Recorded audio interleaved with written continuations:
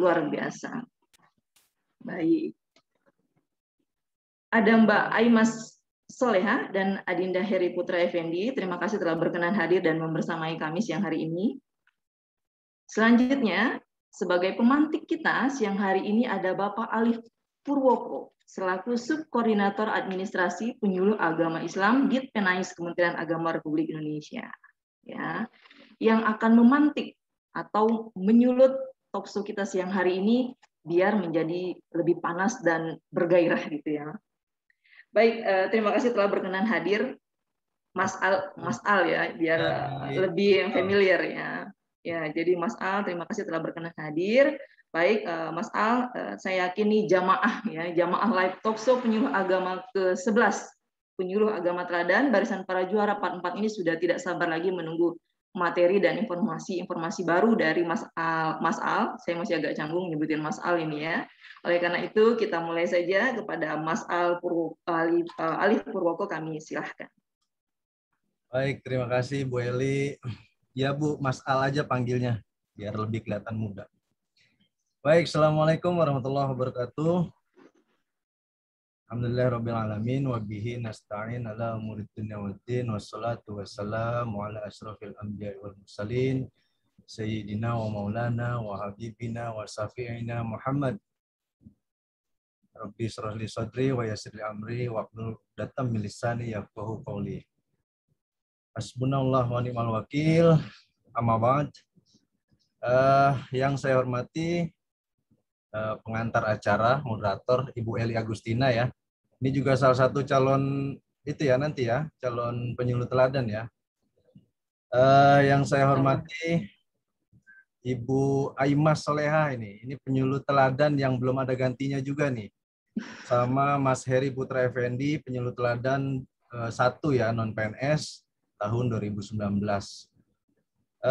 Yang saya hormati juga Mas Bro Naif Adnan, biasa saya panggil, biasa saya sapa sebagai inisiator acara live talkshow penyuluh agama Islam yang sudah seri ke-11. Nah, sekarang adalah barisan para mantan, bukan ya? Barisan para juara bagian 4. Ya, kemarin sengaja kenapa saya share-nya juga biar lebih hangat gitu ya, barisan para mantan, karena apa? Mudah-mudahan bukan karena mantan dan bukan nilai karena juaranya. Jadi saya cerita juga nanti sedikit tentang pergelaran proses penyuluh teladan. Baik, puji dan syukur selalu kita sampaikan kepada Allah Subhanahu wa taala. Kita masih diberikan nikmat sehat walafiat, nikmat iman, nikmat Islam tentunya. Kita bisa berkumpul walaupun secara virtual melalui Zoom dalam acara live talk show ini. Selawat serta salam selalu kita curahkan kepada Nabi kita Muhammad SAW, kepada para sahabat, para keluarga, dan kepada kita umatnya. Mudah-mudahan selalu senantiasa menjalankan sunnah-sunnahnya, istiqomah menjalankan sunnah-sunnahnya, dan selalu mendapatkan syafaat nanti juga di yaumil akhir. Baik, kemarin saya ditelepon sama Mas Adnan, suruh jadi pemantik. Pemantik itu apa sih, saya bilang. Saya diberi waktu berapa lama gitu kan. 7 menit aja. Oke, baik, 7 menit. Mulai dari Assalamualaikum ya, tadi berarti sudah 4 menit. Saya kurang lebih 3 menit lagi nih Bu Eli dan Bu Aimas dan Mas Heri. Saya bercerita tentang latar belakang. Lupa saya menyapa seluruh penyuluh agama Islam yang hadir dalam acara live talk show ini. Yang saya banggakan selalu, saya cintai karena Allah Ta'ala. Mudah-mudahan kita selalu diberikan kesuksesan dalam membimbing umat di KUA masing-masing, di tempat tugas masing-masing. Kita selalu sangat mengharapkan kiprah Bapak Ibu dalam membimbing umat.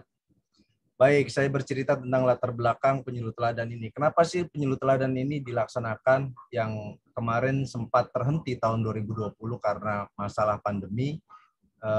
Pertama adalah penyuluh teladan ini sebagai reward kita kepada penyuluh-penyuluh agama Islam di seluruh Indonesia.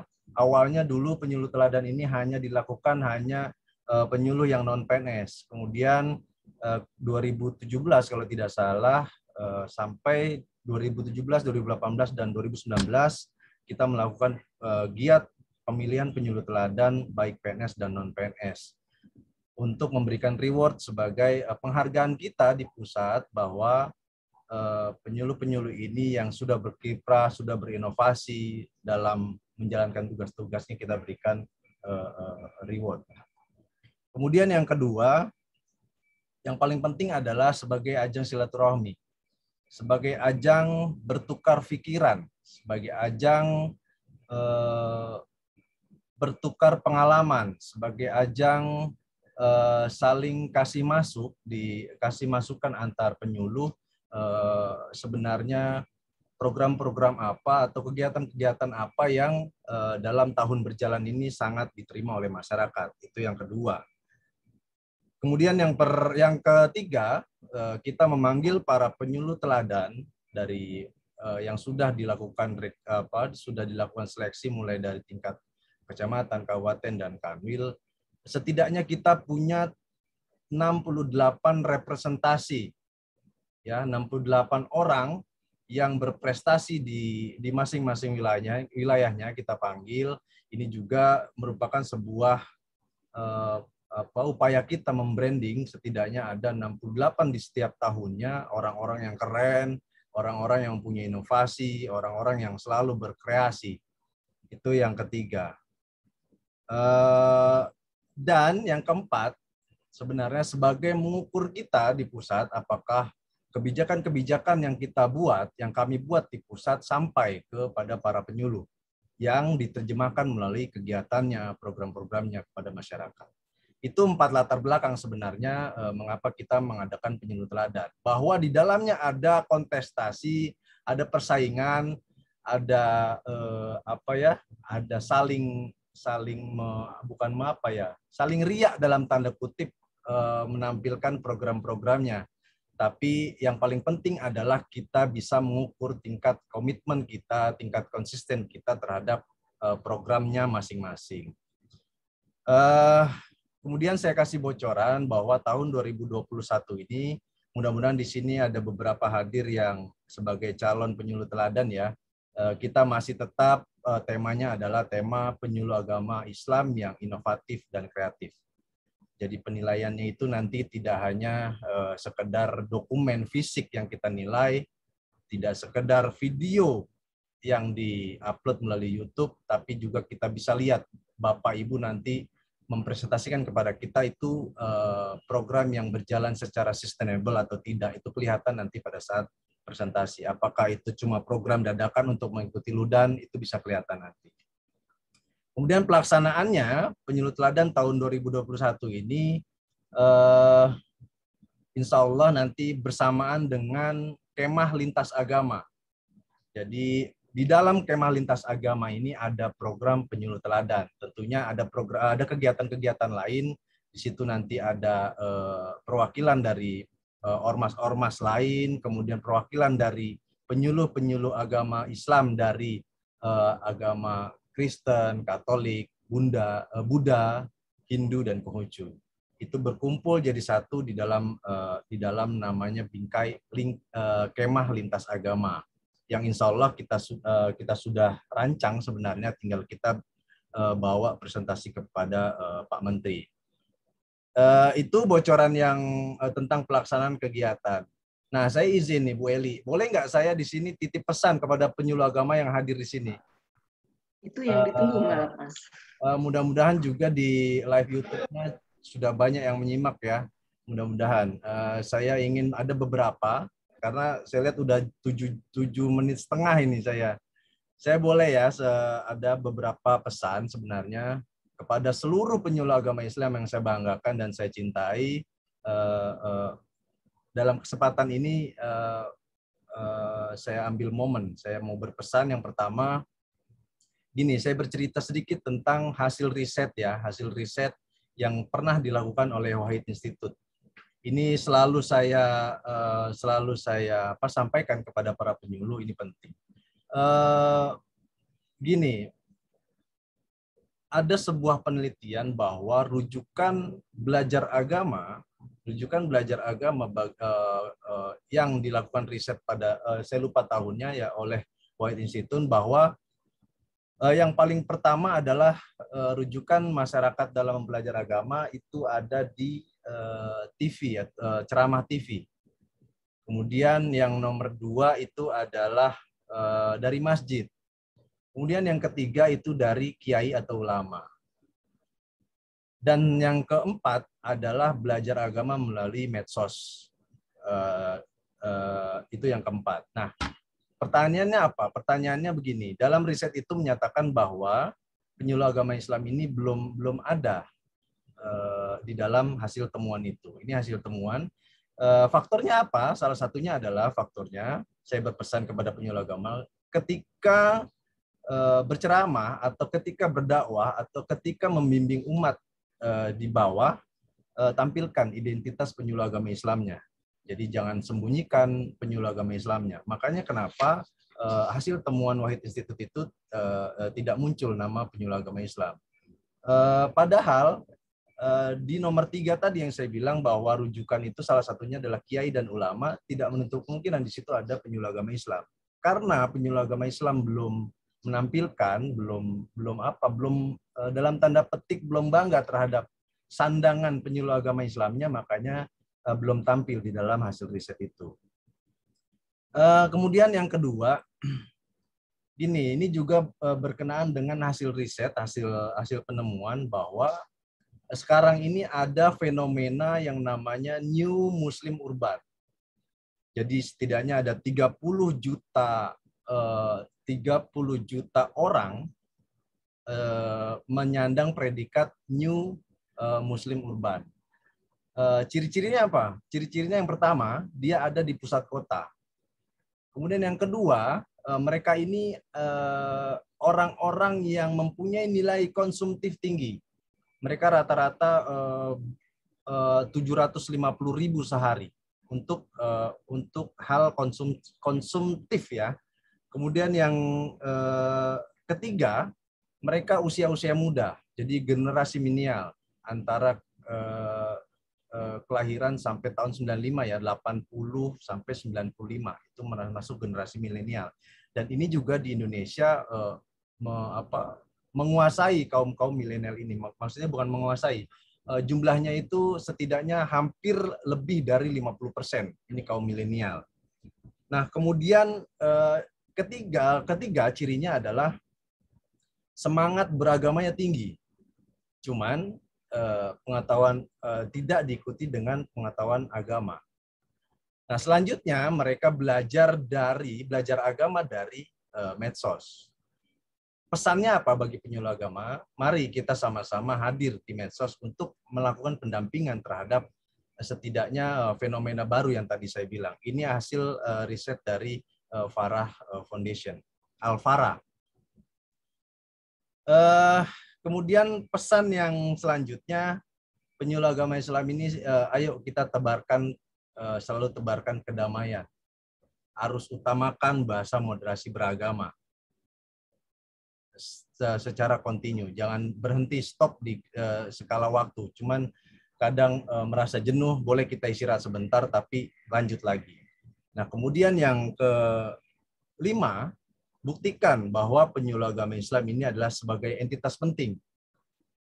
Sebagai entitas penting bagi berlangsungnya keberagaman atau praktek keberagaman berbangsa dan bernegara. Kemudian yang keenam, jadikan profesi penyuluh agama Islam sebagai passion. Nah, kalau sudah sebagai passion, panggilan jiwa, minat paling tinggi bagi kita semua, sudah tidak ada lagi image namanya penyuluh sebagai profesi sampingan. Itu jangan sampai terjadi. Jadi dimanapun kita berada, contohnya Mbak Aimas ini sudah pindah dari penyuluh agama Islam, tapi saya yakini beliau masih jiwanya itu masih penyuluh. Saya ikuti beberapa kali, beliau ini masih melakukan bimbingan penyuluhan walaupun dia sudah tidak sebagai penyuluh. Nah, ini saya juga ucapkan terima kasih kepada Mbak Aimas, tentunya juga kepada Mas Heri, juga lanjutkan program-programnya yang mengantar Anda sekalian sebagai penyuluh agama Islam teladan tahun 2019. Selanjutnya, terus berkarya, berinovasi dalam membimbing umat. Tidak ada sebuah pengorbanan, tidak ada sebuah pengabdian yang sia-sia. Semua pengabdian yang kita lakukan, kecil apapun, akan membuahkan hasil. Itu penutup dari saya. Silakan lanjutkan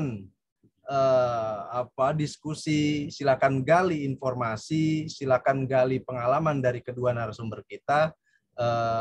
Dari saya kurang lebihnya mohon maaf. Lebih dari 7 menit dari janji saya. Mudah-mudahan talk show kali ini bisa produktif, bisa menghasilkan sesuatu, bisa bermanfaat bagi kita semua, terutama penyuluh agama Islam dimanapun berada. Kurang lebihnya mohon maaf sekali lagi. Hadanallahu wa iyyakum ajmain. Ihdinas siratal mustaqim. Wallahul muwaffiq ila aqwamit thoriq. Assalamualaikum warahmatullahi wabarakatuh. Alhamdulillah, terima kasih banyak kami ucapkan kepada Mas Al ya atas informasi yang telah diberikan siang hari ini, dan saya yakin ini sangat bermanfaat dan telah memantik semangat kita di siang hari ini. Terima kasih Mas Al, nih saya agak canggung ya. Semoga Mas Al, keluarga sehat selalu dan diberi rezeki yang barokah. Amin. Ya Allah.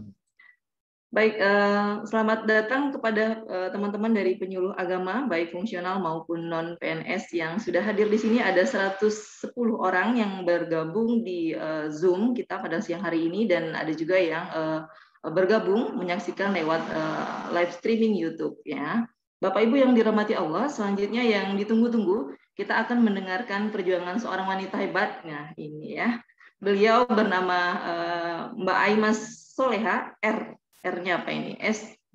Sarjana Teologi, ya. Magister Hukum, lahir 30 April 1982. Beliau sudah berkeluarga, ya, jadi tidak ada celah lagi, dan memiliki satu orang suami, dan 2 orang putri. Ya. S1, S2-nya ini sama, dari SD sampai SMA ini di pesisir tengah Krui. Kemudian dilanjutkan di S1 IAIN Raden Intan Lampung. S2 Pasca Sarjana UIN Lampung, pekerjaan sekarang, ini yang menarik, analis hukum peradilan pada Pengadilan Tinggi Agama Bandar Lampung. Prestasi beliau juara 1 penyuluh teladan PNS ya, fungsional tahun 2019. Moto, jangan mengerjakan apa yang disenangi saja, tetapi senangilah apa yang sedang dikerjakan. Baik, untuk perkenalan lebih jauh kami akan serahkan langsung kepada beliau, Mbak Aimas Soleha. Waktu dan tempat disilahkan, ini maksimal 15 menit ya waktunya. Terima kasih, silakan. Baik, bismillahirrahmanirrahim. Assalamualaikum warahmatullahi wabarakatuh. Suara saya jelas ya Mbak Eli? Baik.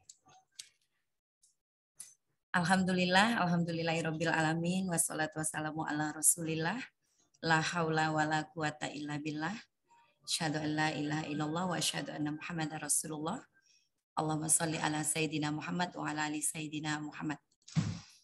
Pertama, yang saya hormati, di sini ada Kepala Seksi Bidang Administrasi Penyuluh Agama Islam yang kita sayangi, Mas Alif Purwoko. Jadi kalau tadi Mbak Eli menyebut Mas, memang beliau sepertinya pantas dipanggil Mas. Karena kalau dia dipanggil Pak nggak mau Mbak Eli. Ya, Mas Alif memang masih junior kok umurnya ya. Assalamualaikum Mas Alif. Senang bisa berjumpa di sini pada akhirnya. Salam Mbak Mas, sehat ya. Alhamdulillah. Dan di sini juga ada rekan seperjuangan saya, Adinda Heri Putra Effendi dari Provinsi Bengkulu. Assalamualaikum. Kemudian ada Mas Naib Adnan ini yang punya gagasan yang luar biasa sehingga bisa mempertemukan kita dalam satu momen yang insya Allah yang sangat luar biasa ini. Terima kasih. Pertama tentu tasyakur kepada Allah Subhanahu wa taala yang alhamdulillah dalam kesempatan ini kami diberikan kesempatan untuk berkenan kiranya bermuajahah kepada rekan-rekan seluruh penyuluh dari seluruh Nusantara ini. Luar biasa ya, dari seluruh Nusantara yang mungkin tidak bisa kami sebutkan satu persatu. Artinya menjadi satu kebahagiaan dan kebanggaan tersendiri bagi kami bisa berjumpa dengan saudara-saudara semua. Dan tentunya tak lupa sholawat teriring salam juga semoga selalu tercurahkan kepada junjungan kita Nabiullah Muhammad Sallallahu Alaihi Wasallam yang tentunya selalu kita nantikan syafaatnya hingga di yaumil akhir. Tadi luar biasa ya pemantik kita, sangat menggelitik sekali begitu. Beliau memang luar biasa. Jadi ini hashtagnya juga luar biasa, barisan para mantan begitu ya. Jadi saya agak sedikit ini, tapi mudah-mudahan menjadi mantan terindah ya Mas Alif ya. Jangan ada mantan di antara kita ya. Iya, jangan ada mantan di antara kita. Mantan terindah mudah-mudahan, amin. Yang luar biasa apa yang beliau sampaikan tadi. Mungkin hari ini kita berbagi begitu ya Mbak Eli ya, berbagi tips mungkin atau juga apa ya, kalau berbicara suka duka saya rasa nggak ada dukanya ya Mas Heri ya. Luar biasa kok, senang banget ya jadi penyuluh teladan ya. Luar biasa. Artinya memang saya yakin sebagai seorang penyuluh agama, menjadi penyuluh teladan itu merupakan suatu hal yang sangat didambakan oleh setiap penyuluh agama. Dan kami, mungkin saya dengan Mas Heri, bersyukur artinya Allah tempatkan dalam posisi ini dan kami sangat bersyukur begitu. Dan tentunya saya yakin seluruh teman-teman di penyuluh agama dimanapun pasti semuanya memimpikan begitu untuk bisa menjadi penyuluh teladan. Dan saya doakan tentunya mudah-mudahan apa yang menjadi cita-cita itu bisa tercapai.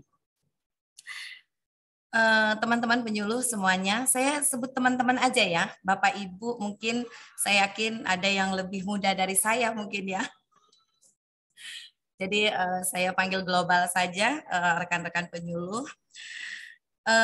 Sebagaimana yang disampaikan oleh Mas Alif tadi, memang begitu luasnya ruang lingkup seorang penyuluh agama yang tentunya di satu sisi bisa memberikan sebuah ruang kepada kita untuk bisa berkarya seluas-luasnya, tapi di sisi lain juga bisa memberikan satu hal yang begitu cukup sulit bagi kita, terutama untuk menentukan hal-hal yang mungkin menarik dari satu wilayah. Saya rasa dari setiap wilayah tentunya memiliki keunikan tersendiri, tetapi dalam kita menentukan atau mencapai semua itu mungkin itu yang bukan satu hal yang mudah. Nah begitu.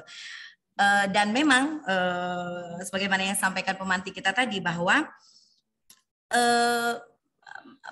akan terlihat sekali ketika hasil dari suatu penyuluhan itu tidak bisa diraba dalam waktu yang singkat, dalam artinya setahun, 2 tahun begitu ya, paling tidak 3 tahun, karena kita berbicara masalah hasil, berbicara masalah moralitas bangsa, katakanlah begitu secara global. Jadi tanggung jawab sebagai penyuluh agama ini adalah tanggung jawab moral yang mana sangat sulit sekali untuk bisa diukur, tetapi bukan tidak bisa diukur. Nah, artinya ini tanggung jawab yang sangat besar menurut saya begitu ya. Saya 15 tahun kurang lebih menjadi penyuluh agama.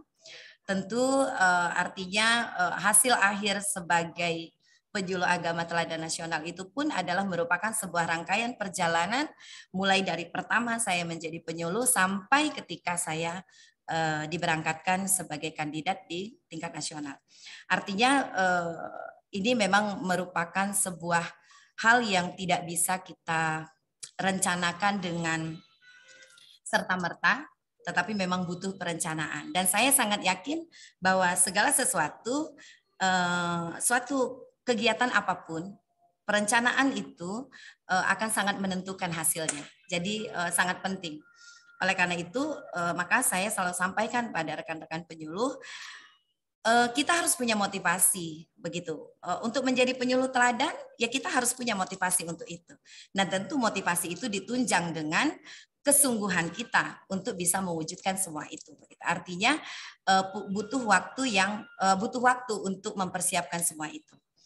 Karena sekali lagi kita berbicara hasil, tentu yang lebih besar bisa dilihat itu adalah moralitas binaan atau bangsa kita, gitu kan. Seperti itu, mungkin secara globalnya seperti itu. Baik, Mbak Aimas. Iya, silakan. Waktunya 8 menit lagi. Oke, 8 menit lagi. Oh ya, jadi waktunya 8 menit lagi. Mungkin langsung saja ya.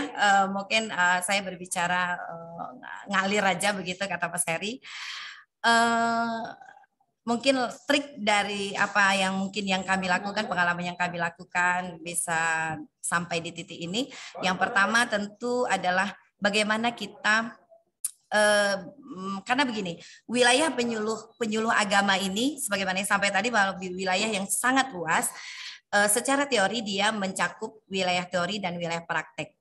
Lalu bagaimana seorang penyuluh agama mampu mengkomben kedua hal ini yang kemudian bisa melahirkan sebuah fashion tadi, yang disebut Pak Salih fashion tadi, yang bisa kita terapkan dalam binaan kita. Nah, itu yang disebut mungkin inovasi. Yang pada saat itu mungkin kami mengangkat masalah mu'alaf.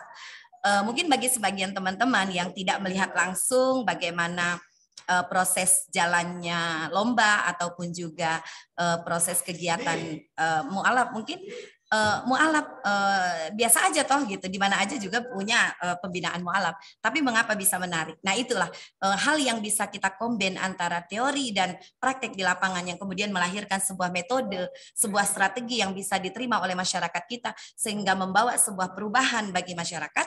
Nah, inilah yang mungkin menjadikan salah satu alasan mengapa kelompok binaan kita bisa maju di tingkat nasional. Nah, jadi mungkin trik awalnya itu pemilihan tema ya. Tema ini dan tentu ditentukan bagaimana situasi kondisi yang ada di lapangan. Pada waktu itu saya mengangkat masalah mu'alaf karena memang di wilayah Kabupaten Pringsewu itu merupakan satu wilayah yang heterogen dengan berbagai macam problem sosialnya. Dan salah satu adalah konversi agama yang diakibatkan oleh faktor perkawinan. Nah, itu jadi ada beberapa strategi, metode yang kami lakukan yang berbeda dengan yang lain mungkin, sehingga inilah yang menjadi menjadi satu hal yang menarik begitu. Dan mungkin secara global karena ini waktunya cuma 15 menit ya. Tadi sudah saya share juga mungkin materinya. Sedikit saja, apa sih strategi yang kami lakukan ketika itu pada saat saya mengambil tema mu'alaf gitu kan. Yang pertama yang kami lakukan adalah tentu pertama saya melihat satu wilayah itu apa sih yang kita sebut dengan data potensi wilayah. Kita bisa memetakan apa yang menjadi permasalahan yang terbesar yang ada di wilayah itu. Kemudian setelah itu kita melakukan pembinaan dengan metode dan strategi yang mungkin berbeda tadi. Mungkin nanti bisa secara tersendiri ya Mbak ya, karena waktunya sangat singkat. Tapi yang jelas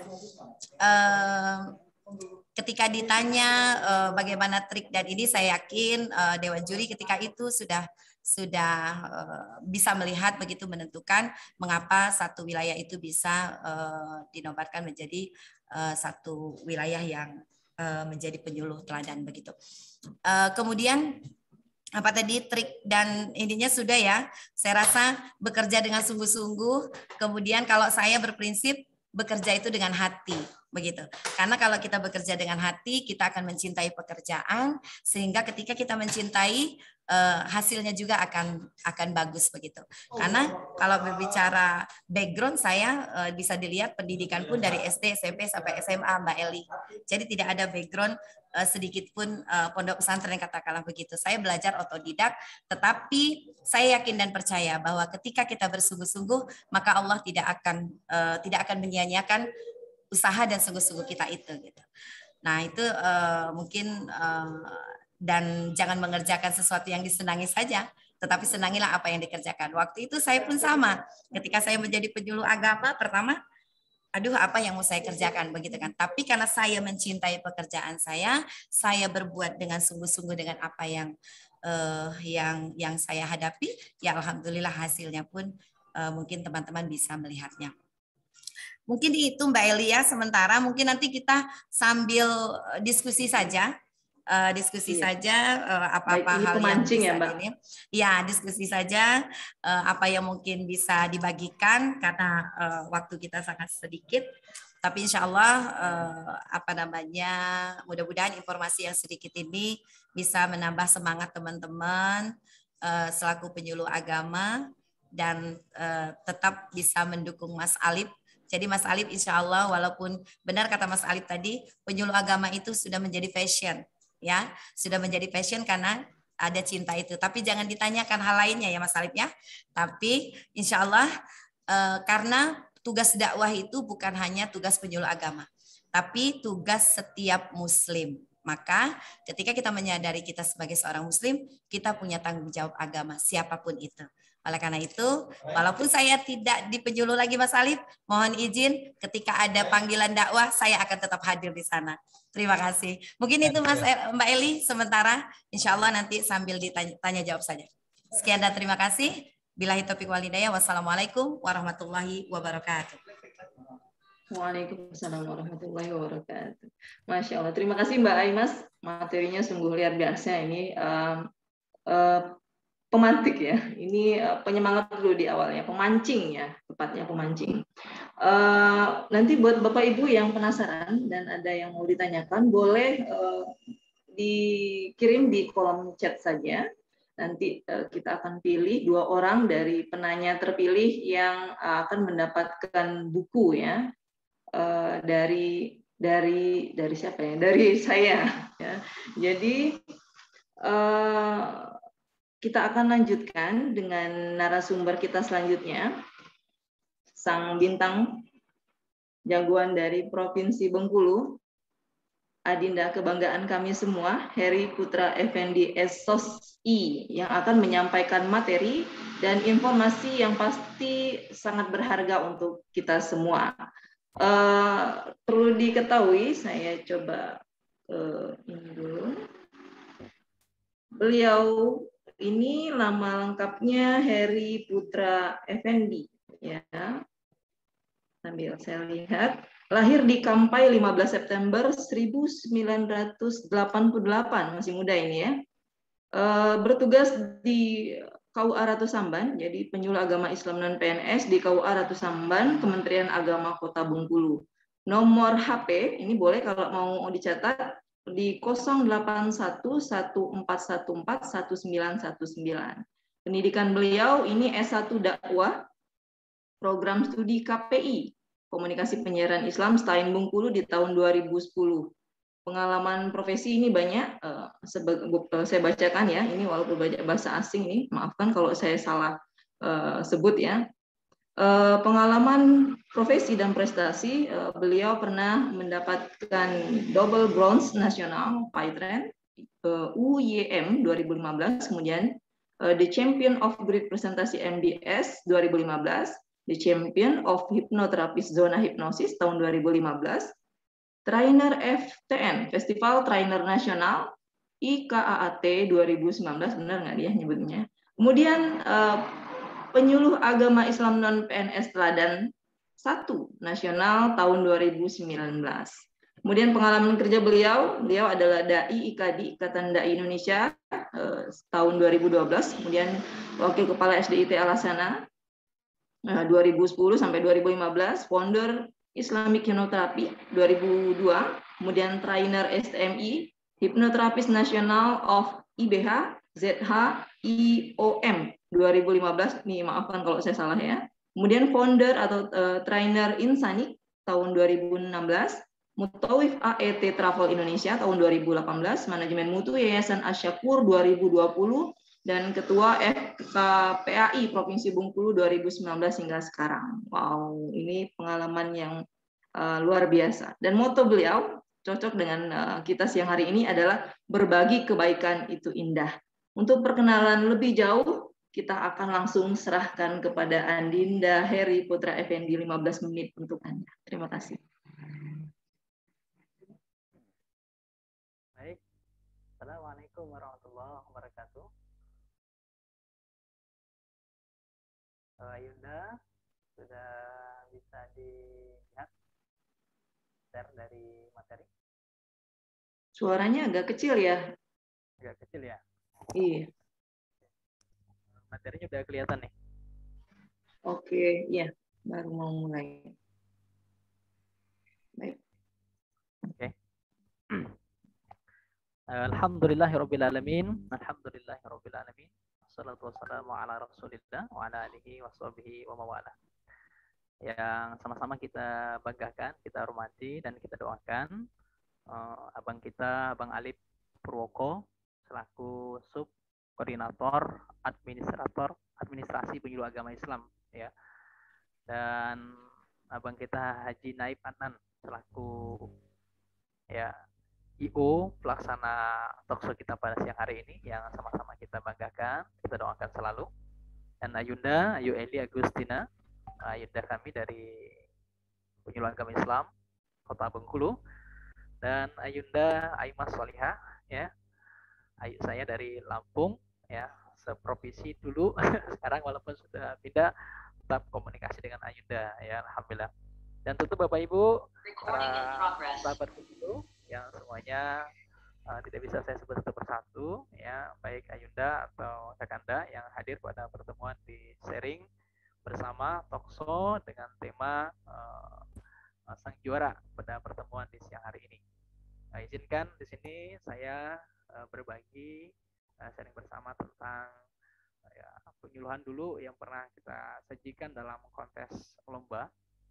Dan mudah-mudahan dalam pertemuan ini nanti bisa berbagi, ya, berbagi motivasi, berbagi inspirasi, bisa berbagi ya semangat kebaikan untuk kita semuanya, ya, terutama sebagai penyuluh agama. Sebelumnya perkenalkan dulu, ya, tadi sudah disampaikan oleh Ayunda. Ini dari layar kelihatan ini. Oke. Dari ini metode awareness terapi sebagai inovasi penyuluhan agama yang dulu pernah waktu 2019 saya angkat, ya, menjadi sebuah inovasi penyuluhan saya di Lapas Perempuan Kota Bengkulu, ya. Bapak Ibu para sahabat penyuluh sekalian yang berbahagia, selain dalam kegiatan penyuluhan di Lapas Perempuan, sehari-hari saya aktif juga melakukan bimbingan dan penyuluhan di lembaga pemasyarakatan, lapas dewasa, ya, juga aktif di lapas anak-anak, ya. Sekarang juga ada program di Bapas juga, ya, sedang kita kembangkan kembali inovasi-inovasi penyuluhan kita dengan warga masyarakat, ya. Kemudian di beberapa kegiatan yang lain selain dari penyuluh di lapas, ya. Ya, di sini saya tampilkan dulu kegiatan dan foto dokumen pada saat lomba, ya. Di aula lapas perempuan pada saat itu ada beberapa ruang klinik lapas, ada suasana di masjid juga, ada program konseling, dan ada beberapa program training motivasi, ya, untuk warga binaan lapas perempuan. Bapak Ibu para sahabat penyuluh sekalian, nah ini kondisi di tengah pandemi COVID, ya. Alhamdulillah akhir-akhir ini sudah mulai kembali aktif melakukan pembinaan di lapas perempuan, ya, tetap mengikuti protokol kesehatan, ya. Dan kegiatan yang lain selain di lapas, ya, ada beberapa binaan lainnya seperti di Majelis Taklim, ya, di Kecamatan Tusamban juga ada program pembinaan generasi muda, ya, anak Islamic motivator dan generasi kipas. Ini ada saudara-saudara kita, anak muda yang terkontaminasi dengan narkoba, ya. Ada juga di program Rohis dan kegiatan pembinaan yang lainnya. Nah, tadi sempat disampaikan, ya, secara profil. Jadi basically saya memang selain aktif di penyuluh agama, ya, aktif juga di beberapa lembaga training, ya, lembaga hipnoterapi, dan juga beberapa kegiatan lainnya ya. Dan mudah-mudahan sahabat-sahabat sekalian bisa memacu juga semangat untuk kita berkreativitas ya. Dan dari beberapa program ini akhirnya saya memunculkan program metode awareness terapi sehingga bisa bermanfaat bagi warga binaan. Nah, kali ini kita akan sharing bersama ya sesuai dengan moto saya sebagai inovasi bagi penyuluhan saat ini, bahwa berbagi kebaikan itu indah. Insya Allah kita akan sharing tentang suasana duka sukanya kita pada saat lomba kemarin, dan juga sharing inovasi bagaimana penyuluhan di lapas ya dengan metode awareness terapi. Dan yang ketiga nanti ada sharing tips juara nasional bagi sahabat-sahabat yang akan ikut lomba ya. Suaranya ini bisa dibesarin lagi, Dinda? Gimana Yunda? Suaranya kurang jelas? Suaranya, nah sekarang udah agak lebih, ya. Oh tadi kecil. Bapak Ibu para sahabat sekalian, nah ini suasana waktu kita lomba kemarin ya, tanggal 19 sampai tanggal 22 Agustus ya. Tentu apa sih yang kami rasakan? Tentu yang terindah adalah kebersamaan. Jadi di lomba penyuluh agama Islam nasional ini kita merasakan indahnya kebersamaan, bisa belajar sharing penyuluhan ya, inovasi penyuluhan, baik ya, ada yang program pembinaan di lapas, program tentang zakat wakaf ya, ada yang baca Quran dan sebagainya ya. Jadi secara suka dan dukanya tentu masya Allah ya, pada saat kita lomba di tingkat nasional itu kita merasakan banyak sekali sisi-sisi kebahagiaan, yang terutama adalah kebersamaan dengan sahabat-sahabat penyuluh ya se-nasional pada saat itu. Dan yang tidak kalah penting adalah kebersyukuran kita bahwa yang jadi garis merah kita atau benang merah kita bahwa semua penyuluh adalah terbaik ya, terutama teman-teman yang ada di tingkat provinsi sudah menuju ke tingkat nasional ya, bahwa ketika lomba memang secara kompetisi ya kita menampilkan dan mempresentasikan lomba yang sebaik-baiknya, maka pada hakikatnya sebagai penyuluh kita adalah orang-orang yang terbaik ya, yang diberikan ya masya Allah kesempatan untuk berdakwah di tengah masyarakat. Nah karena itu yang paling penting adalah kita syukuri dan kita pandai bersyukur kepada Allah. Nah mudah-mudahan senantiasa dengan kesyukuran ini membuat kita semakin banyak bernilai di tengah-tengah masyarakat ya, sebagaimana hadis yang Rasulullah sampaikan ya, khairun nas anfa'uhum linnas ya, bahwa sebaik-baik kita adalah yang paling bermanfaat ya. Nah Bapak Ibu para sahabat penyuluh yang saya banggakan, nah yang kedua saya akan berbagi sedikit seperti apa sebenarnya metode awareness terapi menjadi inovasi penyuluhan pada waktu itu di lapas perempuan, dan sampai hari ini masih kita terapkan ya. Dari tayangan mungkin terlihat di beberapa gambaran ibu-ibu di lapas perempuan ketika mereka mengikuti program penyuluhan ya. Dan ada beberapa testimoni yang bisa kita dengar dulu di video ini.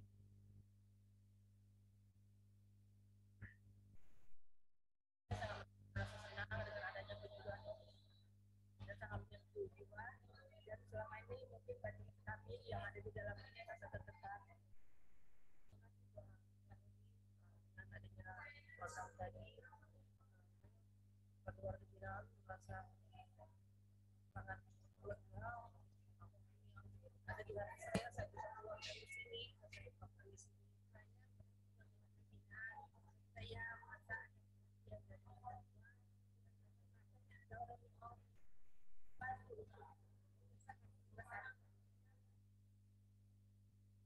ya, baik Bapak Ibu, para sahabat penyuluh sekalian.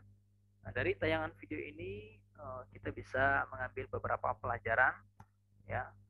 Ya itulah gambaran tentang saudara-saudara kita ya, warga binaan yang mereka sangat membutuhkan penyuluhan, bimbingan ya dari orang-orang yang tentu adalah tanda petik kita sebagai penyuluh agama ya. Seperti Ibu Suhadatul beliau menyampaikan bahwa di tengah kondisi di lapas ya beliau merasakan ada tekanan jiwa. Kemudian juga Ibu Yeni mengatakan butuh orang-orang yang bisa mendampingi di tengah punya persoalan secara psikosomatis, ya, gangguan kejiwaan, ya baik itu stres, depresi, trauma, ya tentu lagi di bidang ibadah apalagi. Mereka butuh orang-orang yang bisa memberikan semangat, ya. Ibu Asna Dewi juga mengatakan ya butuh orang-orang yang bisa membimbing gitu. Nah, karena itu kita sebagai penyuluh agama tentu diberikan suatu tantangan bagi kita agar bisa berbuat bagi masyarakat, ya. Ini gambaran tentang kondisi lapas pada saat itu, ya. Dari 109 orang itu bisa Bapak Ibu lihat dengan berbagai kasus, baik narkoba, ada penggelapan, ya, dan sebagainya, ya. Tingkat narkoba itu paling tertinggi, ya, tertinggi sekali pada saat itu. Kemudian yang menjadi latar belakang dan masalah tentu, ya, dalam layar bisa terlihat banyak narapidana yang belum memiliki semangat motivasi, menyadari kekeliruan, kesalahan, ya, sehingga ditopang juga dengan kondisi kurangnya nilai-nilai pengamalan agama, ya. Ditambah lagi dengan kasusnya tadi stres, depresi, emosi dan sebagainya. Nah, karena itu saya mengambil bahwa lapas ini merupakan salah satu binaan yang menantang, ya, yang perlu kita respon, ya, terutama dalam peran kita sebagai penyuluh agama, ya. Nah, karena itu ada 3 rumusan yang nanti insya Allah akan kita kembangkan dalam waktu yang singkat ini. Apa sih peran kita dan metode ini seperti apa dan bagaimana hasil yang dicapai. Ya, mudah-mudahan dengan metode ini bisa Bapak Ibu juga kembangkan di ruang lingkup binaan kita masing-masing, ya. Yang pertama adalah peran penyuluh. Nah, ini peran kita sebagai penyuluh agama terutama mengambil peran sebagai motivator, ya, memberikan motivasi kepada ibu-ibu penyuluhan atau warga binaan kita. Ya, waktu itu adalah di lapas saya mengambil inovasi dengan metode awareness terapi, ya, tentu dengan mengkombinasikan metode ini baik secara materi ceramah dengan presentasi dan juga ada konseling, dan plusnya adalah dengan menerapkan pola terapi kesadaran diri, ya. Nah, karena itu ada inovasi yang saya lakukan dengan istilah metode awareness terapi. Itu ada komunikasi yang bersifat menyentuh yang dikembangkan, ya. Pada saat kita melakukan bimbingan dan penyuluhan kepada warga binaan, kita punya target bagaimana bisa membangkitkan kesadaran warga pada saat itu, ya, sekaligus bisa membantu persoalan di bidang psikosomatis mereka, kejiwaan, ya. Juga bagaimana kita bisa memberikan semangat agar ibu-ibu di sana terutama memiliki semangat karakter diri yang lebih baik, ya, baik secara ibadah, baik juga secara kepribadian, ya. Dan yang tidak kalah penting adalah agar mereka memiliki semangat kembali rasa kebersamaan. Nah, ini. Nah, jadi metode ini kita kembangkan, ya, dengan beberapa pendekatan, ya, terutama di bidang spiritual, ada membangkitkan kecerdasan emosional dan kemampuan di bidang IDLV dan hipnoterapi, ya. Ini sebagai gambaran singkat, ya, ada beberapa 4 tahapan. Nanti silakan Bapak Ibu, ya, secara konkretnya bisa ditonton, ya, di video, ya, di channel kita, ya, Heri Putra FPND. Di situ ada beberapa gambaran tentang tahapan metode awareness terapi. Nah, kali ini saya akan bagi sedikit, ya, lebih singkat karena waktu terbatas dari 4 tahapan ini. Ya, salah satunya adalah building report, ya. Yang tidak kalah penting sebagai penyuluh adalah bagaimana kita bisa membangun komunikasi yang efektif, ya. Ketika jamaah kita sudah nyaman dengan kita, dengan komunikasi yang memberikan perhatian, ya, komunikasi yang bersifat memotivasi dengan bahasa yang mudah dipahami, ya. Ya, kalau sudah diterapkan ini, ya, insya Allah jamaah bimbingan binaan kita itu pasti akan merasakan sesuatu yang sangat luar biasa bagi kita, ya. Nah, karena itu poin pertama adalah membangun komunikasi yang efektif sangat penting sekali, bagian terpenting, ya. Setiap kita ketemu dengan jamaah, ya, tidak lupa kita memberikan bahasa-bahasa yang penuh perhatian, terutama dalam konsep moderasi beragama, ya. Kemudian boleh diisi dalam program pertama ini dengan, ya, tidak monoton lah intinya, bisa dengan ice breaking dan sebagainya ya, agar suasana tetap terjalin antara kita sebagai penyuluh dengan warga binaan. Kemudian poin yang kedua ya, sedikit kita singkat waktunya ya, bagaimana bisa mencairkan suasana. Tentu ada budaya di lapas itu kita kembangkan untuk saling menguatkan ya, membangun kebersamaan. Makanya para jamaah waktu itu saya bilang tidak bisa kita sendirian dalam hal ini, kita harus saling menguatkan, mengukuhkan kebersamaan. Nah, ada metode yang kedua, langkah kedua adalah ya dengan cara induksi, ya membangkitkan kecerdasan emosional ya.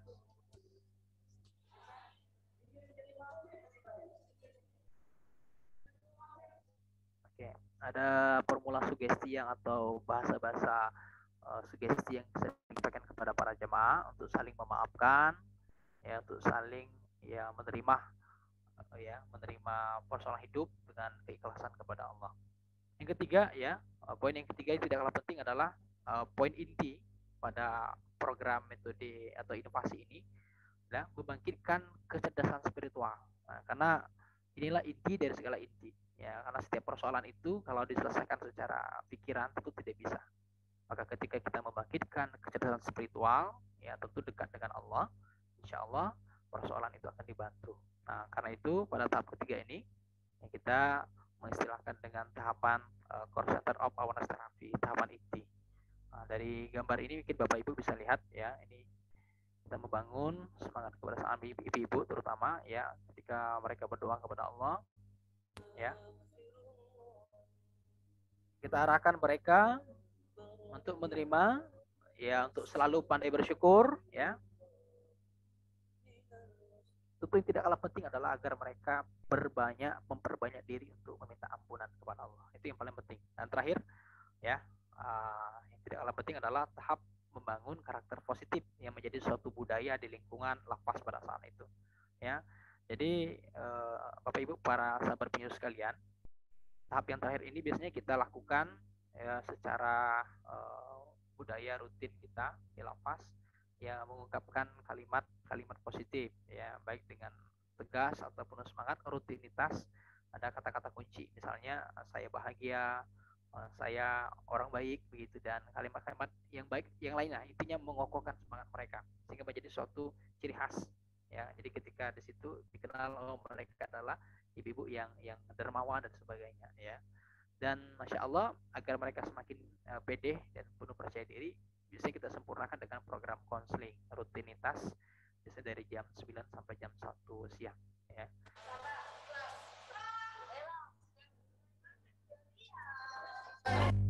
Oke, itu ya sekilas. Baik, kemudian nah hasil dari metode ini ya, ini poin yang ketiga.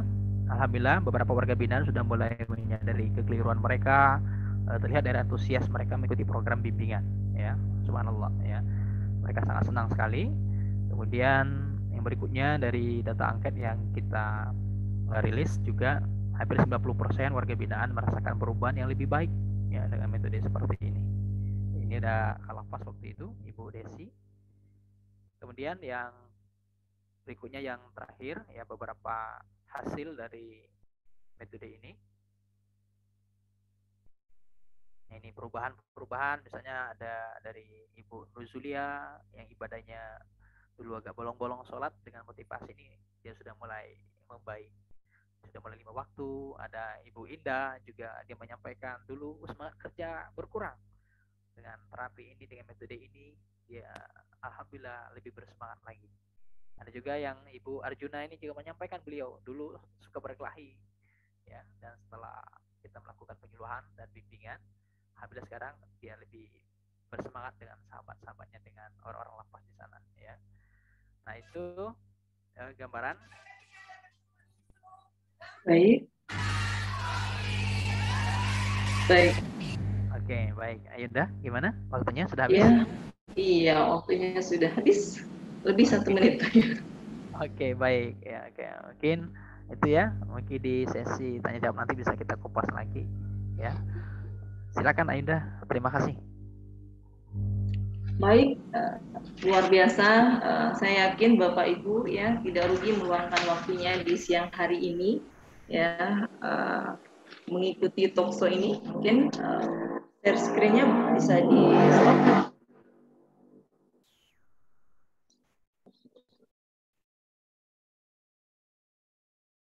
Ya.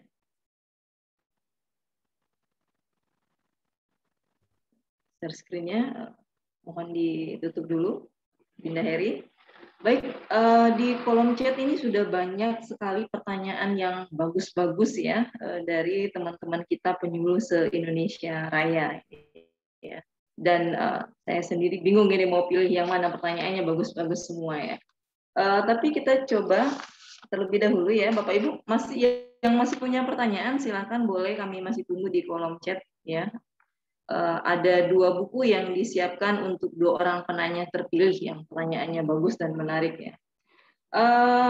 Baik, Mbak Aimas dan Dinda Heri, kita mulai ke diskusi kita di siang hari ini ya. Nanti kita selesainya di 14.30 insya Allah. Jadi kita akan lanjutkan dengan diskusi sehingga apa yang menjadi pertanyaan Bapak Ibu semua ini terjawab. Nah, untuk yang pertama, ini pertanyaan untuk Mbak Aimas dulu nih. Ada pertanyaan yang khusus, tapi sayangnya ini dari ini ya. Mungkin bisa diganti namanya ya, sesuai dengan aturan kita. Ini SOP dari Mas Naif Adnan ini harus ganti namanya sesuai dengan nama orang. Ini ada pertanyaan dari Redmi. Ya, Redmi, pertanyaannya bagus. Apakah tema itu sangat berpengaruh? Apakah tema berpengaruh?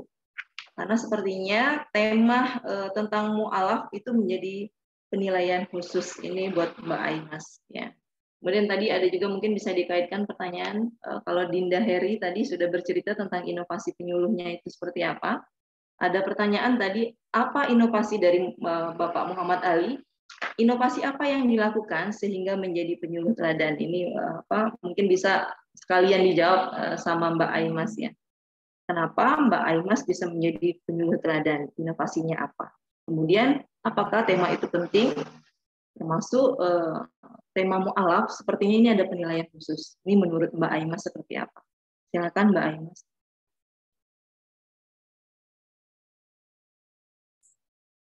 Baik, terima kasih Mbak Eli dan rekan-rekan penyuluh di seluruh Nusantara. Saya mencoba untuk menjawab beberapa pertanyaan dan memang saya lihat sangat menarik semua ini Mbak Eli, pertanyaannya yang luar biasa. Langsung saja mungkin ya, karena waktu kita sangat terbatas. Apakah tema itu sangat berpengaruh? Saya rasa ini kita kembalikan ke teknis lomba ya. Yang punya wewenang ini adalah Mas Alif tentunya. Tetapi memang kita selaku peserta tentu tema ini sangat menentukan karena memang berkaitan dengan juknis lomba. Tapi, nah di sini ya, tapi bukan berarti begitu ya, bahwa munculnya tema baru ada permasalahan begitu. Tetapi ini permasalahan dulu yang ada, baru kita berbicara masalah tema dan judul sebuah kalau berbicara karya ilmiah katakanlah begitu. Jadi bukan temanya aja dulu ada, terus kita buat, kemudian kita lomba. Tapi ini memang permasalahan memang ada begitu. Karena kita ruang lingkup kita adalah ruang lingkup sosial. Sekali lagi ruang lingkup sosial yang tentu garapannya sangat luas. Nah, kebetulan mengapa saya mengangkat tema mu'alaf pada waktu itu? Karena memang pertama wilayah Pringsewu itu merupakan kabupaten yang heterogen dengan berbagai macam suku, adat istiadat dan juga keyakinan. Ini satu hal yang wajar karena memang Pringsewu itu merupakan satu wilayah yang transmigrasi. Jadi memang merupakan wilayah yang transmigrasi. Jadi berbagai kalau boleh saya gambarkan itu Indonesia mini begitu. Nah, tapi apa yang menarik ketika saya memasuki wilayah itu, saya memetakan satu hal bahwa kecenderungan masyarakatnya ketika itu karena mungkin interaksi sosial dan bergaul mereka yang secara secara sosial bagus begitu ya, tapi secara interaksi keagamanya itu mungkin melampaui batas begitu. Sehingga ada dua hal yang menarik waktu itu. Yang pertama, interaksi sosial ataupun kehidupan sosial masyarakatnya terjadi semacam kebablasan begitu ya, secara toleransinya begitu, sehingga tidak bisa membedakan lagi mana itu akidah, mana itu perkara muamalah. Sehingga ini berkaitan juga dengan tingginya konversi agama yang ada di sana, yang bukan hanya non-muslim menjadi muslim, tetapi juga muslim menjadi non-muslim. Nah, begitu. Dan yang lebih menyedihkan lagi adalah ketika berbicara lebih kecil lagi masalah mu'alafnya sendiri, dari beberapa perkawinan mu'alaf, konversi agama yang disebabkan oleh faktor perkawinan tentunya, perkawinan mu'alaf itu tidak sedikit di antara mereka mengalami persoalan keluarga yang kemudian berujung kepada perceraian, yang kemudian mu'alaf itu kembali ke agamanya. Nah, inilah yang kemudian menarik perhatian kami. Secara global memang di wilayah ini ada semacam pergeseran nilai antara, ya kalau boleh dibilang kecenderungan berpikir liberalismenya juga ada begitu, bahwa menyamakan semua agama, bahwa semua agama sama, saya mau nikah dengan siapa aja itu tidak masalah, sehingga perkawinan pun dijadikan sebagai alat interaksi sosial semata. Sementara di dalam Islam kita tahu bahwa perkawinan itu merupakan satu hal yang bersifat akidah. Nah, oleh karena itu saya dan kawan-kawan ketika itu berupaya untuk bagaimana menyelamatkan para mu'alaf ini, agar supaya tidak terjadi lagi hal-hal yang tidak diinginkan. Dan alhamdulillah selama 3 tahun kita lakukan pembinaan, bahkan ada tadinya mu'alaf, kemudian dia bercerai, kemudian dia kembali ke agamanya, kemudian dia ketika kita lakukan kunjungan, ketika kita lakukan komunikasi, dan mereka kembali lagi ke muslim. Nah, seperti itu. Jadi ini yang mengapa menuntut kami untuk bisa melakukan sesuatu yang bisa menyelamatkan mereka. Nah, kemudian itu ya tema, saya rasa pengaruhnya itu berkaitan dengan teknis, ya, berkaitan dengan teknis. Kemudian waktu itu saya melihat di Juknis itu ada tema ketahanan keluarga. Maka saya mengambil sebuah judul strategi dan metode penyuluhan agama dalam upaya mewujudkan ketahanan keluarga mu'alaf di Kecamatan Pringsewu, Pagelaran, Kabupaten Pringsewu waktu itu. Kemudian apalagi tadi, Mas? Oh ya, inovasi ya langsung ya.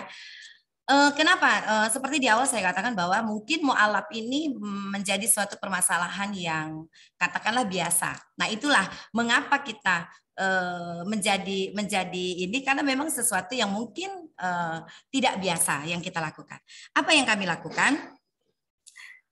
Strategi dan metode yang kami lakukan dalam upaya mewujudkan ketahanan keluarga pada perkawinan mu'alaf di Kecamatan Pagelaran pada waktu itu. Yang pertama, menyusun program berbasis kebutuhan. Kami melihat ada 2 hal pokok yang menjadi kebutuhan para mu'alaf. Yang pertama itu adalah penguatan akidah, yang kedua penguatan ekonomi. Kita melihat bahwa konversi agama melalui perkawinan itu didasari oleh hal-hal yang sangat bisa dibilang cukup rapuh begitu. Bukan karena satu pasangan agama yang begitu kuat sehingga dia menikahi katakanlah ahli kitab begitu, tidak, tetapi hanya dasar suka sama suka, kemudian tidak ada background agama ataupun tidak ada pemahaman agama dari keluarga yang didatangi itu, sehingga itu rentan terjadi perceraian. Sehingga ini yang pertama, menyusun program berbasis kebutuhan. Kita tahu kebutuhan mu'alaf itu penguatan akidah. Dalam penguatan akidah kita melakukan beberapa hal. Yang pertama itu tentu dari awal ketika mereka mau memasuki jenjang pernikahan, kita bekerja sama dengan KUA tentunya dalam hal ini melakukan pembinaan pranikah. Mungkin kalau ini sekarang binwin ya, binwin. Tetapi binwin ini kita lakukan secara secara terpisah begitu. secara khusus untuk para mu'alaf ini. Nah, dengan tujuan tentu kita memberikan pemahaman keagamaan, pemahaman keluarga secara umum kepada mereka. Kemudian setelah ada mu'alaf ini, kita melihat mu'alaf ini tinggal di wilayah mana. Kita berkoordinasi dengan wilayah tempat tinggal para mu'alaf ini. Kita lakukan dengan pembinaan lanjutan, dengan bekerja sama dengan semua pihak terkait, mulai dari majelis taklim, mulai dari tokoh agama, tokoh masyarakat, dan kepala desa. Nah, di sini pada waktu itu alhamdulillah dari 22 desa yang kita bina, di antara desa itu ada 3 desa yang tidak ada mu'alafnya. Alhamdulillah pada saat itu 17 desa itu sudah katakanlah sudah memberikan anggaran untuk khusus untuk kegiatan keagamaan, salah satunya adalah para mu'alaf ini. Jadi kita berkoordinasi, kita langsung ke desa, kemudian ke ke majelis taklim untuk bagaimana sama-sama kita memperhatikan, mendidik, membina para mu'alaf ini. Nah, kemudian setelah di desa tentu kita lakukan pembinaan selain itu untuk meningkatkan keimanan mereka, akidah mereka, kita lakukan pembinaan rutin di KUA, itu kita laksanakan dalam waktu 1 bulan sekali. Kita kumpulkan para mu'alaf ini tentu dengan berbagai macam hambatan tantangannya, tetapi alhamdulillah semua berjalan dengan baik. Nah, kemudian selain itu dalam penguatan akidah juga kita melakukan home visit, ya. Kita betul-betul bisa melihat waktu itu 37 mu'alaf itu kita betul-betul inventarisir kebutuhan mereka dalam hal pembimbingan agama ini apa. Misalnya yang satu dia butuh baca tulis Al-Quran. Kita fokuskan ke sana dan kita memang melakukan kunjungan rumah. Oleh karena itu maka kita bekerja sama dengan pihak seperti misalnya TPA ya, forum TPA, karena penyuluh agama sangat sedikit tangannya, begitu kan? Apalagi hanya mengandalkan katakanlah fungsionalnya sendiri, begitu kan? Dengan ruang kerja yang katakanlah walaupun 1 kali 24 jam pun saya rasa akan sangat kurang. Tetapi alhamdulillah dengan pergerakan semua mulai bergerak. Memang kita menggunakan metode partisipatif ya. Jadi semua lini bergerak sehingga semua itu memperhatikan para mu'alaf ini. Nah ini jadi pertama, menyusun program berbasis kebutuhan. Kita tahu apa yang menjadi kebutuhan mereka. Itu dalam hal penguatan akidah.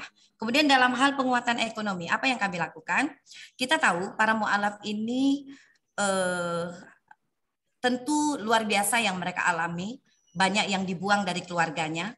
Yang tentunya secara ekonomi, keluarga yang didatangi pun tidak dalam ekonomi yang mapan, begitu katakanlah. Sehingga banyak di bawah garis kemiskinan bahkan.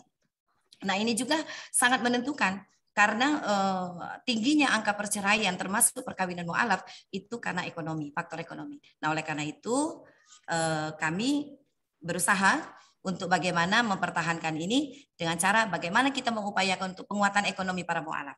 Apa yang kami lakukan? Pertama, melakukan penyuluhan secara terpadu. Ya, kami bekerja sama dengan seluruh pemerintah kecamatan, Koperindak, BKKBN, kemudian kesehatan, semua ilmu, karena memang pertanian, karena memang mu'alaf ini kan bermacam-macam.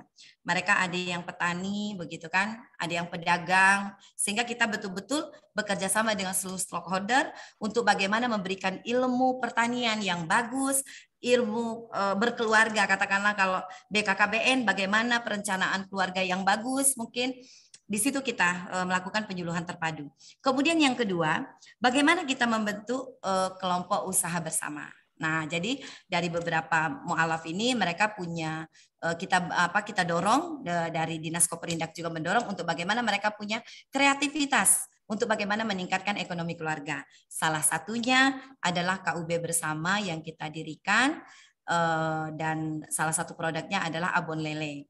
Nah, ini yang menjadi satu kelompok dari mu'alaf. Jadi 5 orang kelompok mu'alaf itu, 3 orang mu'alaf, 2 orang itu kebetulan lurahnya yang berperan aktif di situ.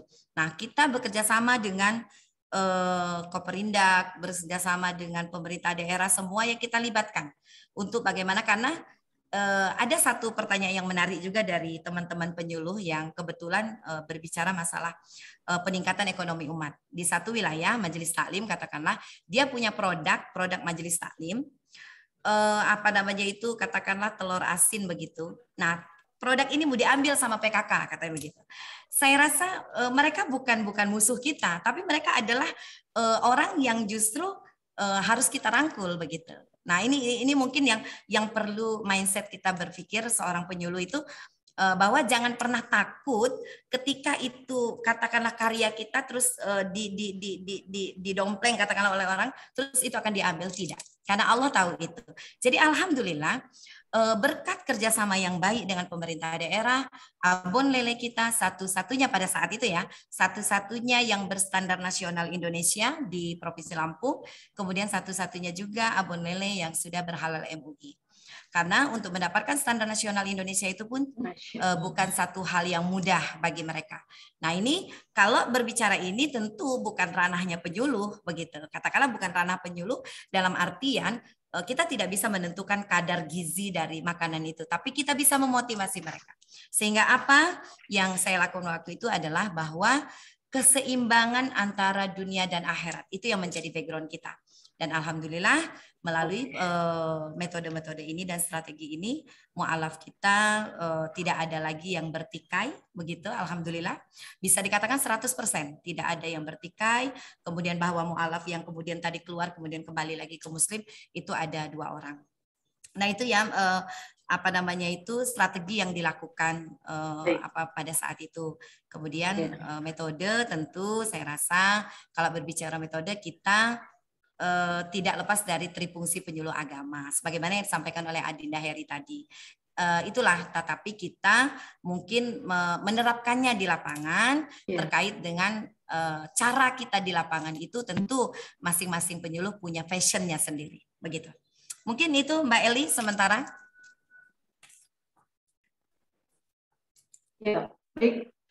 Ini ada banyak pertanyaan dari teman-teman. Ada yang bertanya gimana kalau seandainya di pengajian itu ada nenek-nenek, kemudian bagaimana caranya pembinaan, penyuluhan di LP dan lain sebagainya. Jadi inilah kenapa para juara kita pada siang hari ini menjadi juara. Karena selain beliau ya bisa mengangkat judul tema yang menarik, mereka juga bisa memberikan solusi. Jadi kalau hari ini teman-teman yang lain ini menanyakan bagaimana caranya menyiasati A, B, dan C, nah itu yang menjadi PR masing-masing kita kan. Nah kemudian jadi artinya kalau kita mau menjadi penyuluh teladan, seperti yang disampaikan oleh Mbak Aimas tadi, berarti kita harus pintar-pintar mencari solusi. Selain mencari tema yang menarik, yang sesuai dengan kebutuhan, juga harus mencari solusi yang tepat ya. Baik, kita akan lanjutkan ini pertanyaan mungkin lebih tepatnya ke Dinda Heri Putra Effendi dari Ibu Mardiah ya.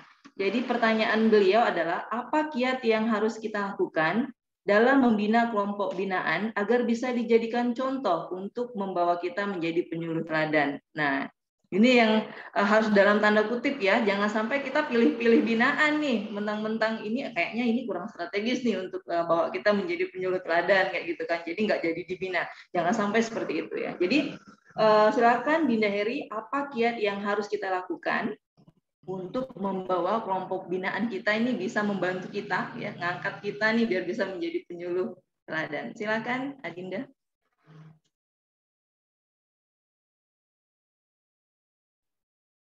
Baik, pertanyaan yang sangat bagus sekali. Jadi bicara tentang kiat-kiat gitu kan. Jadi yang pertama, tentu seluruh binaan itu baik dan bagus semua. Ya, jadi kita juga tidak boleh memilah-memilih, ya apalagi dalam kontes lomba gitu kan. Ini karena lomba, jadi kita harus fokus ke yang ke itu enggak gitu kan. Jadi kita semua harus berupaya bermanfaat bagi untuk semua. Gitu. Bahkan saya pribadi suka tantangan. Jadi kalau kita misalnya menyuluh dulu belum pernah ke lapas, sudah kita ke lapas. Dari situ nanti kita akan banyak belajar, baik untuk memperbaiki diri, belajar juga untuk meningkatkan update ilmu kita. Jadi yang pertama luruskan niat kita, yang kedua tentu kiat-kiat kita terhadap penyuluhan di lapas. Kalau waktu itu ya, saya berupaya apa yang kita sampaikan kepada jamaah warga binaan itu mereka bisa terasa nyaman gitu dengan pola-pola dakwah kita. Jadi kalau mau diambil ke majelis taklim misalnya, buatlah gagasan bagaimana supaya jamaah kita itu merasa nyaman dengan kehadiran kita gitu. Tentu dengan tadi ada beberapa part yang saya jelaskan di metode Awaras Terapi, dengan gaya komunikasi yang menyentuh, gaya komunikasi yang sifatnya itu kalau dalam komunikasi ini LP ada gaya mirroring ya, menyesuaikan kondisi. Jadi kalau ketemu sama nenek-nenek tentu nggak mungkin kita harus gayanya gaya seorang ya orang yang kuliah lawan sama nenek, tentu dengan gaya sentuhan kita sebagaimana ya sebaik-baiknya kita gitu kan ya, dakwah dengan mad'u kita begitu. Jadi yang berikutnya yang tidak kalah penting ya. Jadi kalau masalah kisi-kisi untuk lomba misalnya, ini sebenarnya materi sudah saya siapkan karena waktu terbatas. Ada 5 hal yang menjadi pokok ya, tips sukses kita kalau lomba ketika nasional. Ya, yang pertama memang memperhatikan objek dakwah tadi. Bagaimana dakwah yang kita bina itu tidak monoton. Kalau misalnya cari dakwah yang sifatnya memberikan spirit bagi kita untuk menjadi manusia yang tertantang lebih baik. Dalam tanda petik ya, yang bukan untuk ujubnya, tapi ingin ya meningkatkan upgrade diri, ilmu, pengetahuan, dan seterusnya. Yang kedua, yang tidak kalah penting adalah seperti yang disampaikan oleh Bang Alip, ya, ada beberapa kriteria penilaian, salah satunya adalah tentang kreativitas dan inovatif di video, di portofolio yang lengkap dan tersusun misalnya. Dan tentu juga ada pembuktian secara real gitu kan, visitasi yang real, orisinil, fakta di lapangan. Ya, nah ini yang menjadi kata kunci kita juga ya buat terutama bagi sahabat-sahabat yang akan lomba ke tingkat nasional gitu. Jadi kita juga melakukan penyuluhan ini dengan kesungguhan sekali lagi ya, manjadda wajada dengan sungguh-sungguh. Jadi semua binaan itu bagus, tinggal lagi mencari celah.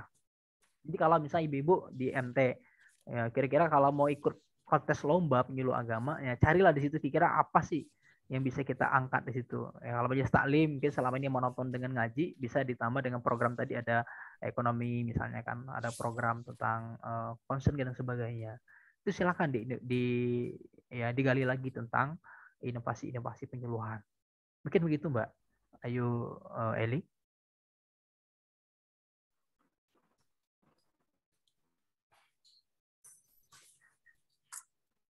Ya. Halo Mbak Eli. Sinyalnya masih ya, ada? Baik, ini agak ngeheng-heng. Baik, saya pakai ini ya, ini satu lagi ini cadangan ini boleh ya. Ya, ada pertanyaan dari sebentar saya cari-cari. Oh, ini udah aktif. Ya, saya pakai suara laptop saja ya. Ada pertanyaan menarik dari, karena berhubung waktu kita juga ini ya, tidak banyak lagi, dari Komariah Badria SAG untuk kedua narasumber. Ya.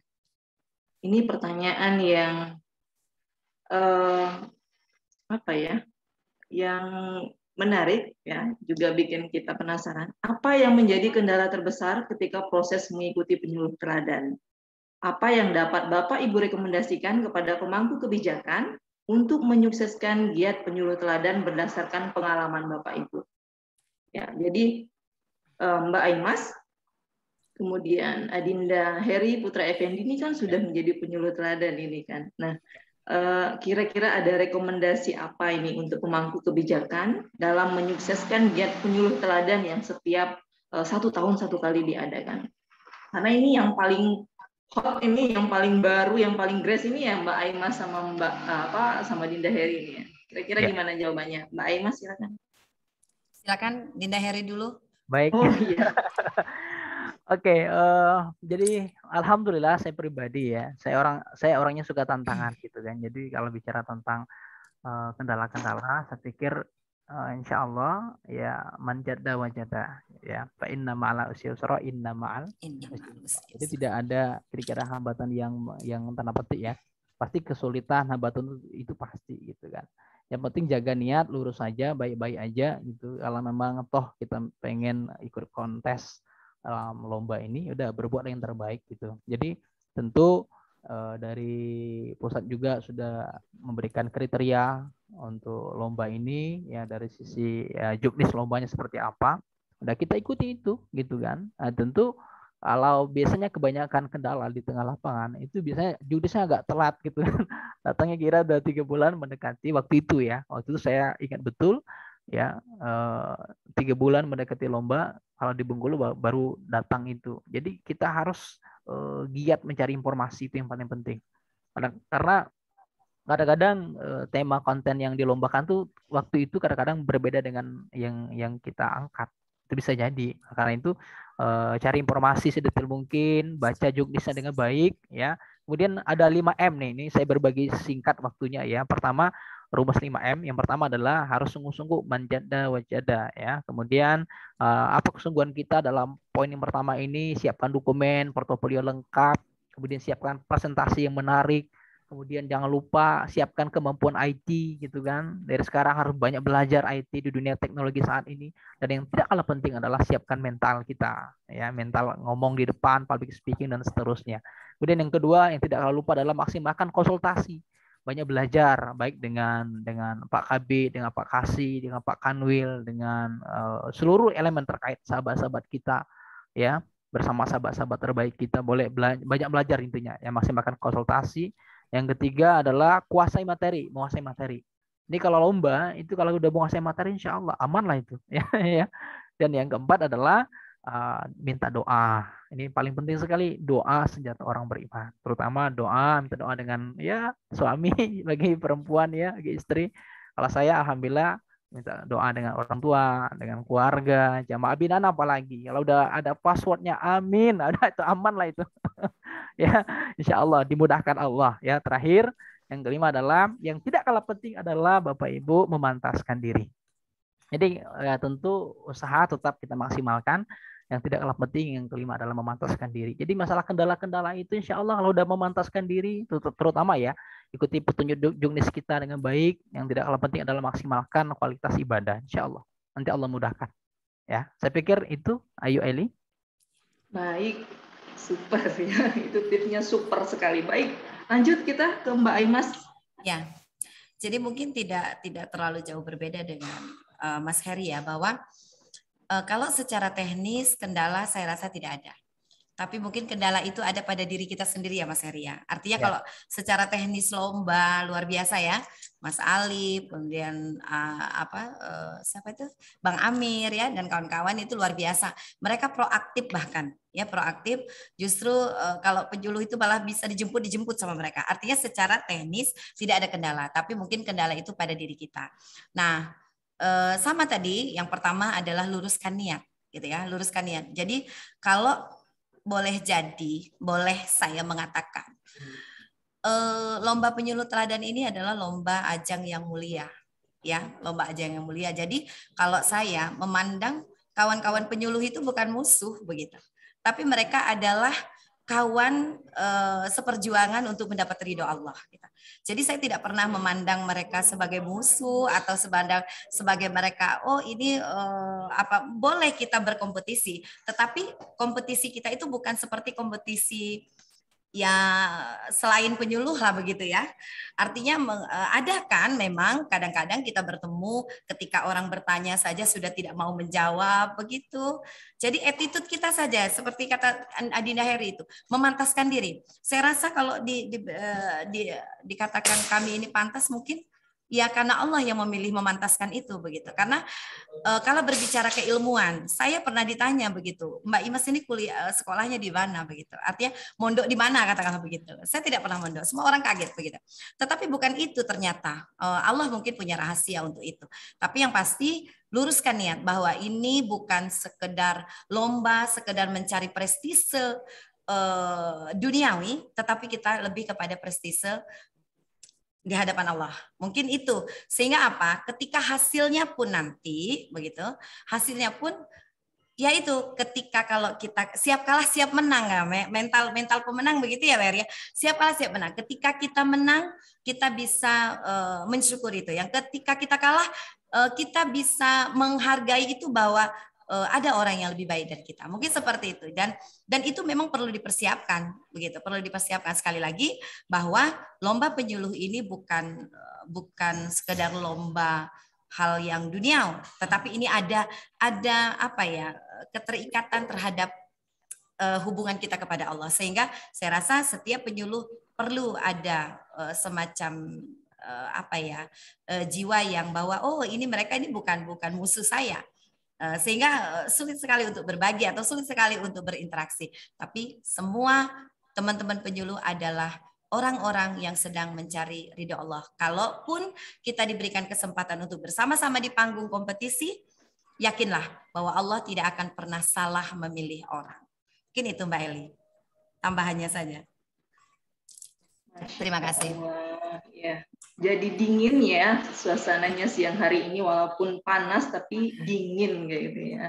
Dan semoga ini juga menjadi apa ya, menjadi dasar bagi teman-teman yang lain yang akan mengikuti kompetisi penyuluh teladan tingkat nasional tahun ini.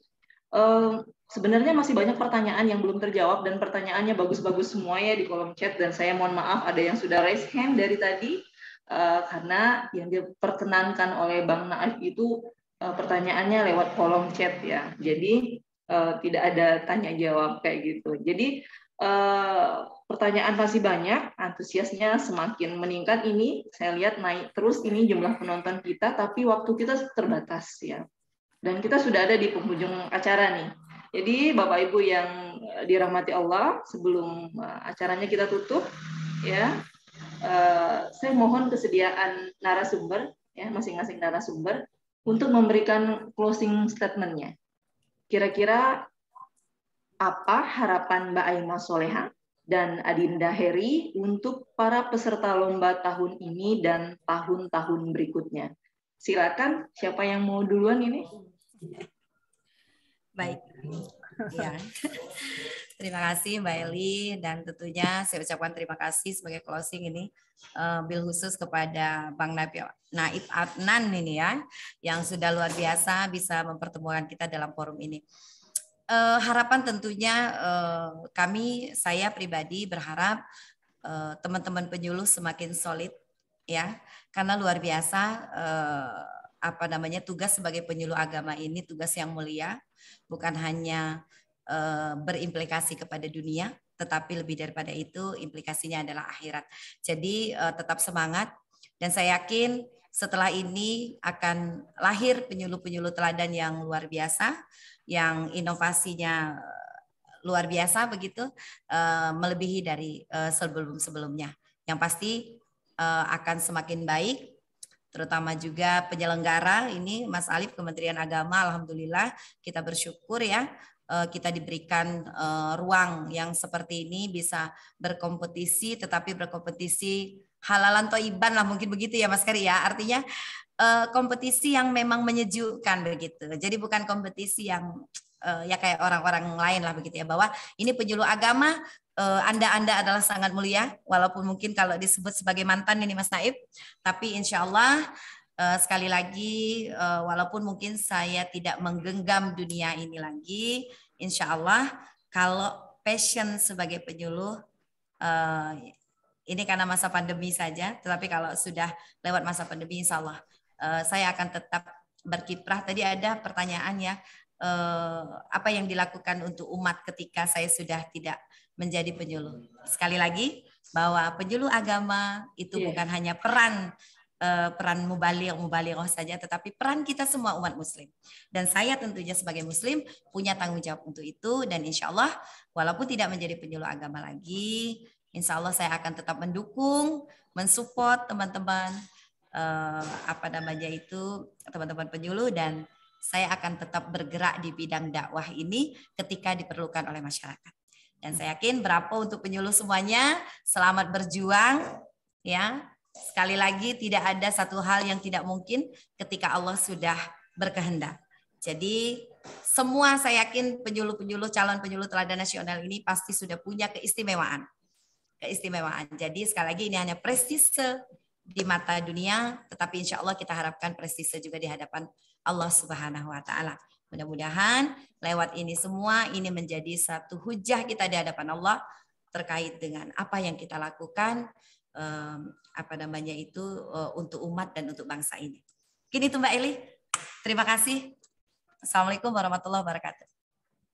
Assalamualaikum warahmatullahi wabarakatuh. Ya, Eli. Lanjut ya. Ya, silakan.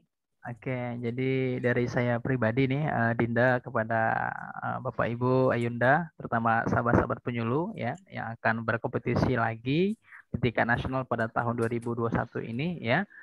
Pertama, teruslah berinovasi yang terbaik ya, berikan yang terbaik lah ya. Tentu yang kedua adalah teruslah berbagi kebaikan ya, jangan pernah berhenti.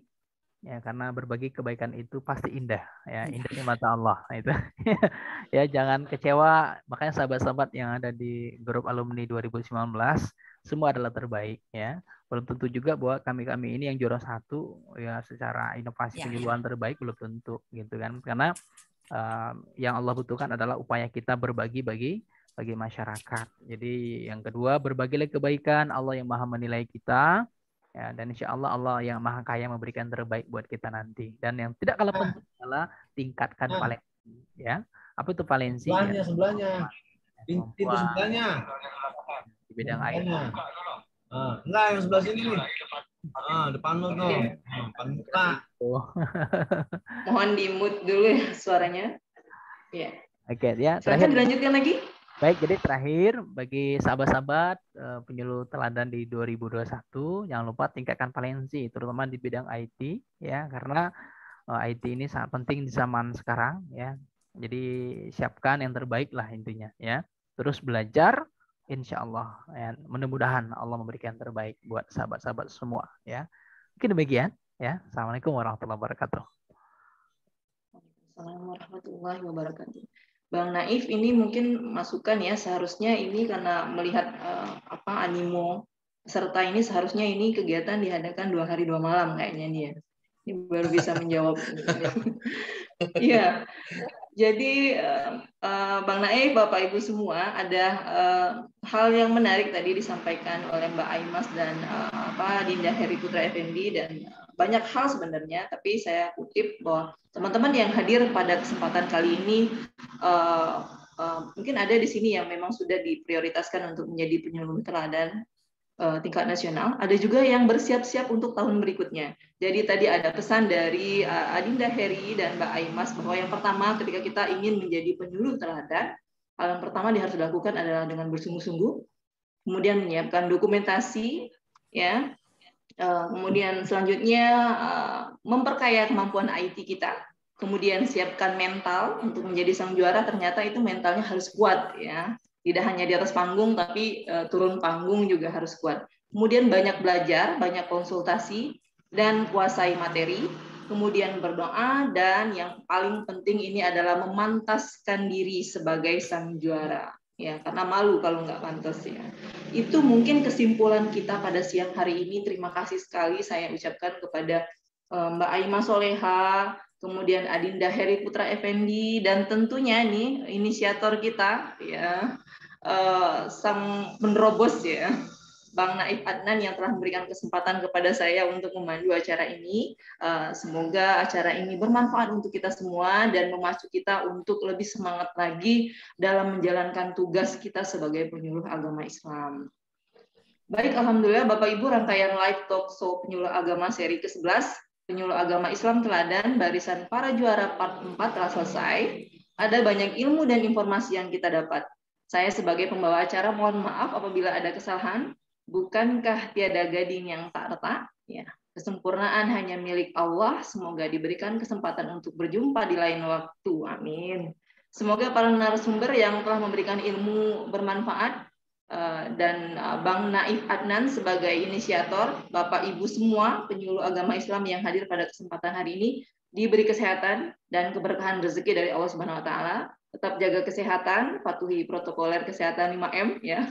1D, jangan lupa berdoa. Terima kasih Bang Naif atas kesempatannya. Saya akhiri. Wassalamualaikum warahmatullahi wabarakatuh. Waalaikumsalam. Waalaikumsalam warahmatullahi wabarakatuh. Ya. Terima kasih kepada seluruh pengisi acara. Terima kasih Mbak Aimas, Mas Heri, Sami-sami, Kak. Mbak Eli. Ini untuk 2 orang penanya terbaik. Silakan diumumkan Mbak Eli. Silakan dipilih. Nanti yang menang silakan menghubungi nomor WA-nya Mbak Eli. Oh iya, ini bukan Mas Naif ya yang menunjuk ya, saya ya? Bukan saya.